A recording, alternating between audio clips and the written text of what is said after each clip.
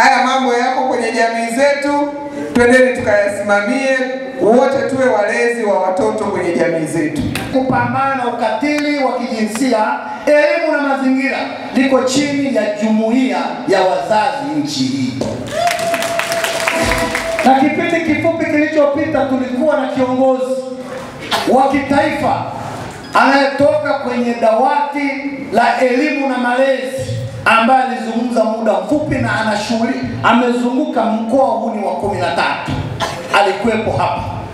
Kwa hiyo ndugu zangu, tulipojaribu kubuni na kamati yangu ya utekelezaji, tukasema tunaelekea tarehe 29 mwezi wa 10 tuna jambo letu. Na sisi mheshimiwa mgeni rasmi tukasema hatuwezi tukawa nyuma kwenye jambo la mama, na sisi tupo. Walimu hawa makada kwa kuthamini mchango wa serikali ya Daktari Samia wametoka Kiteto, wametoka Simanjiro, wametoka Hanang, wametoka Mbulu, Babati vijijini, Babati mjini, na leo ni siku ya kazi. Lakini wakasema ulipo wewe Queen Sendiga na wao walimu wapo. Nimeambiwa kwamba leo shughuli kubwa ambayo inafanyika hapa kama nimesikia ni kongamano la elimu, malezi na ukatili wa kijinsia. Tunatengeneza watoto wakatili. Na ndio maana wazazi wengi sasa wanalalamika watoto hata hawajali wazazi, wameshakuwa na mioyo misugu kwa sababu ya nini? Wanayopitia.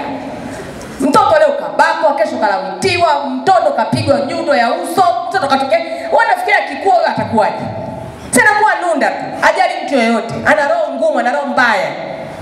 Kwa hiyo tulee watoto vizuri, kwa upendo, kwa kuwaenzi, ili watoto wao wakikua wawe na mioyo milaini na mipesi. Ndugu zangu washiriki, sisi wote humu ndani tulioko tu mashahidi wa kazi kubwa ambayo inafanywa na serikali kwenye mkoa wetu wa Manyara katika mapambano dhidi ya ukatili wa kijinsia kwa wananchi wote, kuanzia watoto, wanawake na wanaume. Lakini mnafahamu kwa nini kila wakati wanatajwa wanawake na watoto?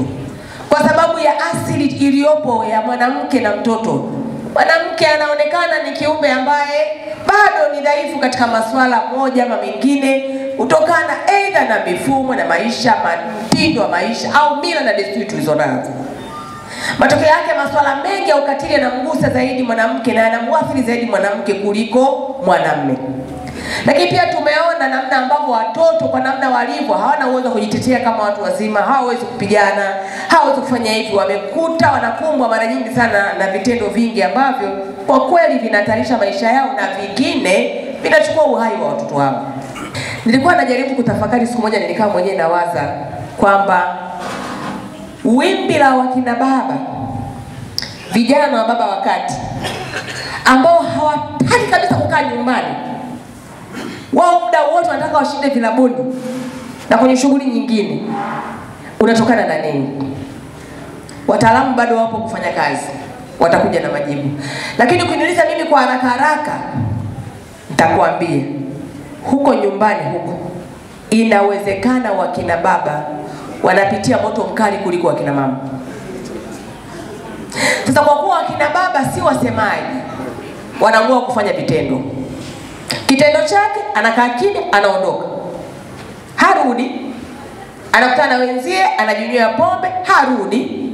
Siku ya kwanza ya pili katongoza mwanamke mwingine, kapata hela, kaenda kumpangishia chumba, harudi, kapata bibi mdogo. Bahati mbaya sana wanawake ndio hao. Baada ya muda kule nako anapelekewa moto. Kwa hiyo ili tumsaidie baba huyu, ni lazima turudi pale kwenye changamoto ilipo. Malezi, maadili, makuzi na tabia.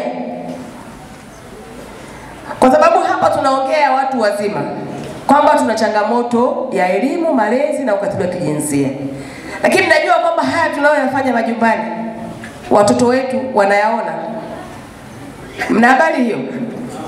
Kwamba watoto wanaona. Na tunategemea watoto kesho kutwa wawe wa baba wa familia na wa mama wa familia? Haiwezekani. Kwa watoto wakitoka wanatoka na tabia hizi hizi. Kwa sababu kama mama una uwezo wa kuchukua kisu na kukata nyeti za mwenzio, kutokanza kwenda kustupa kule barabarani, alafu useme serikali isaidie kwenda kuokota hizo nyeti, au serikali isaidie nini? Sababu kuna mambo mengine hata uhitaji mtu kusema kwamba serikali isaidie. Serikali tusaidie nini hapo? Mlijifungia chumbani nyi wenyewe, au serikali ilete mlinzi kwenye kila nyumba tujue kinachofanyika huko ndani? Lakini nimesikia hapa mwalimu amesimama hapa ameleta ujumbe mzuri kwamba changamoto nyingi hizi zinapatikana majumbani. Na mimi naomba niwaambie walimu kwenye kipindi hiki wamefanya kazi kubwa sana kwenye eneo hili. Changamoto nyingi za watoto wanaopitia ukatili zimegundulika mashuleni badala ya nyumbani. Tarehe 29 tutakwenda kupiga kura kama taifa. Ni takwa la kikatiba hili ambalo sisi lazima tutimize wajibu wetu, na ni muhimu sana kufanya hivyo. Ni muhimu sana kwa sababu ndio fursa pekee yake ambayo tunaipata ili tuweze kwenda kuchagua viongozi mbalimbali ambao wanakwenda kutuwakilisha kwa miaka mingine 5. Tutachagua rais, wabunge na madiwani. Mmemsikia hapa mwenyekiti Darabi anasema yeye hata kama kula zikutosha ana habari wala nini. Yeye ni Mtanzania, ni mwanachama wa Chama cha Mapinduzi, amesimama hapo hasogezi mguu na atahakikisha kura zinatosha. Kwa hiyo na sisi, na mimi nilikuwa kama kiongozi wa serikali sasa, sisi wengine tuko huku tunamwambia Darabe, sisi tunakuunga mkono na chama chako cha Mapinduzi. Lakini inawezekana kuna wengine huko sio wa Chama cha Mapinduzi. Haya basi 29 kapigeni hizo kura. Mtoke majumbani, mkapige kura. Mtoke wapi? Mkapige kura. Ita na wenzio na jirani yako na mwingine mkapige kura.